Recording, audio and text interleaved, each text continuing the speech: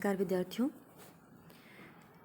किसी भी पद की व्याख्या कैसे करनी है, आज हम इस पर विचार करते हैं। हमने लिया है प्रथम पद कबीरदास जी की जो दोहे हैं उनका पहला दोहा लिया है। तो इसकी व्याख्या कैसे करनी है, कौन कौन से महत्वपूर्ण पॉइंट्स हैं जो इसमें हमें देखने हैं, हमें रखने हैं।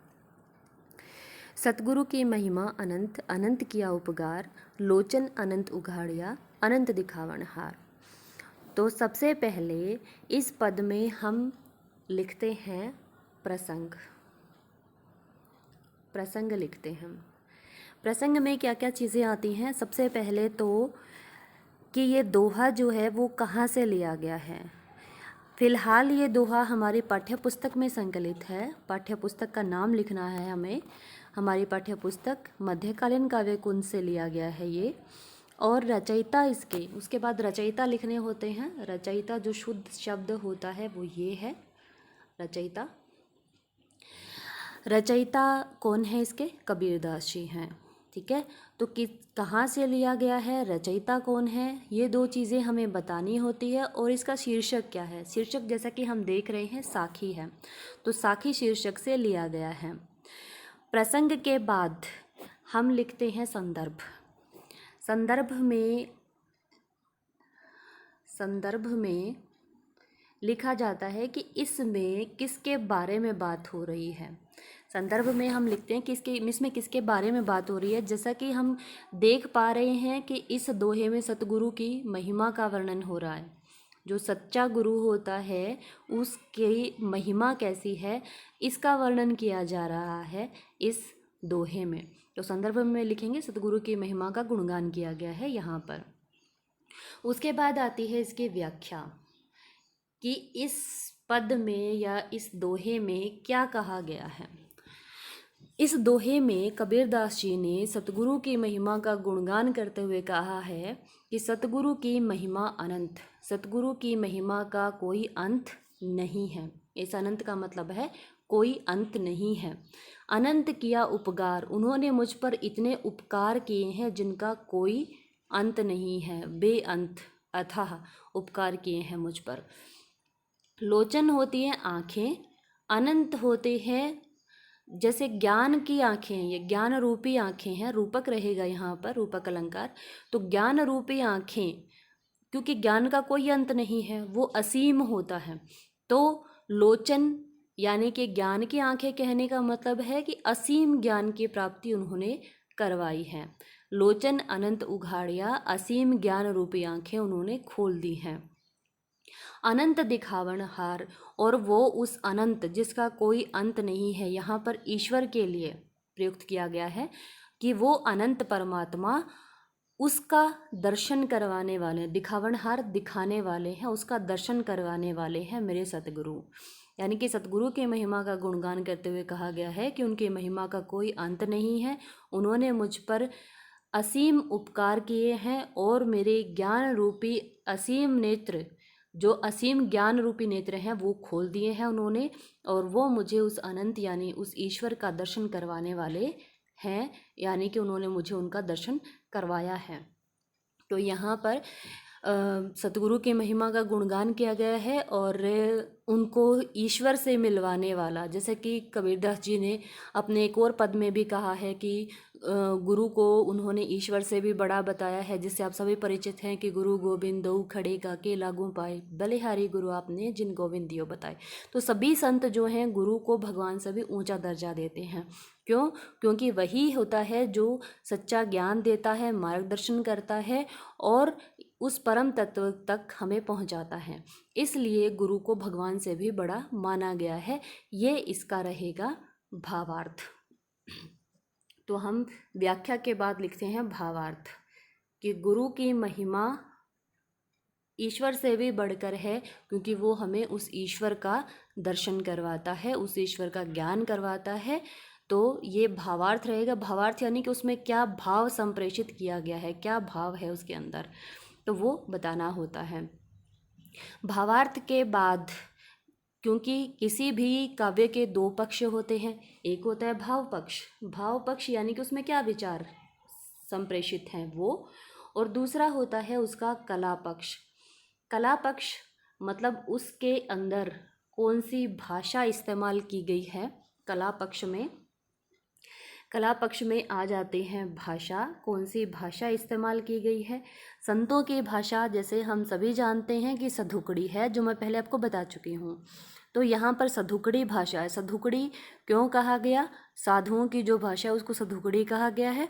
और इसमें काफ़ी भाषाओं के शब्द मिलते हैं जो कि अवधी के भी हैं, ब्रज के भी हैं, पंजाबी, राजस्थानी। तो ये सभी भाषाएं इनके काव्य में, इन्हीं भाषाओं के तत्व इसमें मिलते हैं। इसलिए इसको पंचमेल खिचड़ी भी कहा जाता है इनके भाषा को। तो यहाँ पर सदुकड़ी भाषा नहीं, इसको हम बोली कहेंगे। सदुकड़ी बोली का प्रयोग है। उसके बाद हम देखते हैं कि इसमें शब्दावली कैसे इस्तेमाल की गई है। शब्दावली यानी कि शब्द किस तरह के इस्तेमाल किए गए हैं। जैसा कि हम जानते हैं कि शब्द जो हैं वो 4 प्रकार के होते हैं। तत्सम जो संस्कृत से सीधे लिए गए हैं, तद्भव जो कि संस्कृत का थोड़ा सा घिसा हुआ रूप है, संस्कृत के शब्दों का थोड़ा बिगड़ा हुआ रूप है। जैसे ग्राम से गांव बन जाता है, प्रस्तर से पत्थर बन जाता है, दुग्ध से दूध बन जाता है। तो ये जो पत्थर है, गांव है, दूध है, ये तद्भव शब्द होते हैं। तो तत्सम, तद्भव और देशज और विदेशज 4 प्रकार के शब्द होते हैं। देशज देशी शब्द होते हैं जो स्थानीय तौर पर लोगों के द्वारा गढ़ लिए जाते हैं, और विदेशी शब्द जो अरबी, फारसी या अन्य भाषाओं से लिए जाते हैं वो।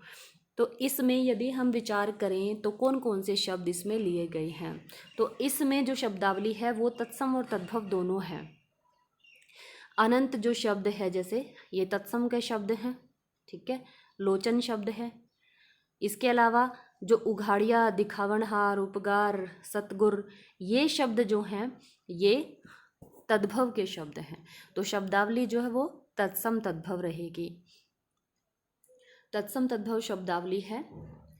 इसके अलावा हम देखते हैं कि इसमें गुण कौन सा इस्तेमाल किया गया है।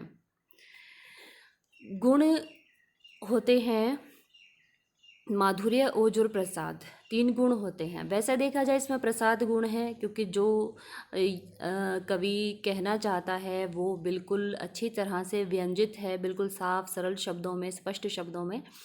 परंतु क्योंकि ये पद थे, ये दोहे आज भी गाए जाते हैं, सामान्य जन में काफ़ी लोकप्रिय हैं और ये गाए जाते थे, इनमें संगीतात्मकता का गुण रहता है। तो हम यहाँ कहेंगे कि इसमें माधुर्य गुण है और संगीतात्मकता है ही, इसके अंदर संगीतात्मकता का गुण है। और इसके अलावा हम देखते हैं इसके अंदर अलंकार। अलंकार कौन कौन से हैं, ये इस सारे कला पक्ष में आ जाते हैं, ठीक है। तो अलंकार कौन कौन से हैं इसके अंदर, तो हम देख रहे हैं कि इसमें 4 अनंत अनंत अनंत शब्द इस्तेमाल हुए हैं, ठीक है। इन 2 का अर्थ तो है जिसका कोई अंत नहीं है, इतना असीम, ठीक है। यहाँ पर अनंत ज्ञान के लिए प्रयुक्त हुआ है और यहाँ पर अनंत परमात्मा के लिए प्रयुक्त हुआ है। यानी कि इनका जो एक जैसे शब्द हों देखने में, लेकिन उनका अर्थ अलग अलग हो, तो हम सभी जानते हैं कि वहाँ यमक अलंकार होता है, जहाँ 2 एक जैसे शब्द होते हैं या 2 से ज़्यादा भी हो सकते हैं, दिखने में एक जैसे होंगे लेकिन अलग अलग अर्थ व्यंजित करते हैं, वहाँ पर यमक अलंकार होता है, तो यमक रहेगा। इसके अलावा जो हमने देखा अनुप्रास अलंकार में कि लास्ट की जो तुकबंदी है, उपगार और दिखावनहार में जो अंतिम वर्णों में साम्यता है, इसको हम कहते हैं अंत्यानुप्रास अलंकार। तो यहाँ पर ये अंत्यानुप्रास भी है, अंत्यानुप्रास। तो अंत्यानुप्रास अलंकार भी इसके अंदर है। इसके अलावा छंद कौन सा है, तो ये हमें पता ही है कि ये दोहा है, तो इसमें दोहा छंद ही होगा। दोहा छंद में 13-11 मात्राओं के क्रम से यति होती है, यानी कि यहाँ तक 13 फिर 11 मात्राएं, यहाँ फिर 13 फिर 11 मात्राएं। तो इसमें दोहा छंद है, माधुर्य गुण है, संगीतात्मकता है, बोली सधुकड़ी है, तत्सम तद्भव शब्दावली है, और अलंकार यमक, रूपक, अनुप्रास, ये सभी अलंकार इसके अंदर हैं। तो ये सभी हमें इसके शिल्प पक्ष में, कला पक्ष में हमें देने होते हैं। इस प्रकार हमें किसी पद की व्याख्या करनी है। सबसे पहले उसका प्रसंग बताना है, फिर उस किस संदर्भ में बात की जा रही है वो, उसके बाद उसकी व्याख्या करेंगे, उसके बाद भावार्थ होगा और उसके बाद उसका कला पक्ष या शिल्प पक्ष आएगा। तो इसी तरह अन्य पदों की भी व्याख्या करनी है। और पूरे चैप्टर में जो पूरा अध्याय है, इसमें पूरे में दोहा छंद ही है, पूरे में सधुकड़ी बोली है, पूरे में ही तत्सम तद्भव शब्द